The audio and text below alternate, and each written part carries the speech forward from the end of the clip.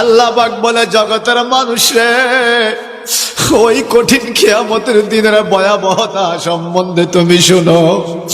যেদিন ইসরাফিল ফেরেশতাবাসীর মধ্যে ফু দিবে, ইয়াউমা ইউনফাকু ফিস-সূরি ফাতাতুনা আফওয়াজা, মানুষগুলো দলে দলে কাতারে কাতারে, জামাতিন মুখতালিফাতিন, ভিন্ন ভিন্ন জামাতে, ভিন্ন ভিন্ন দলে দলে, মিন কুবুরিকুম ইলাল মাওয়াফিক, এই কবর থেকে উঠে কিয়ামতের ময়দানের দিকে দৌড়াইতে থাকবে।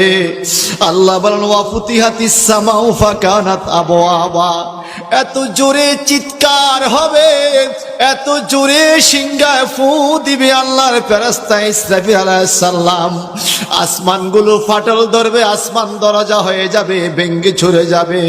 ওয়া সুয়্যিরাতিল জিবালু ফাকানাত সারাবা, এত বড় বড় পাহাড়গুলো দুলার কণার মতো ঘুরতে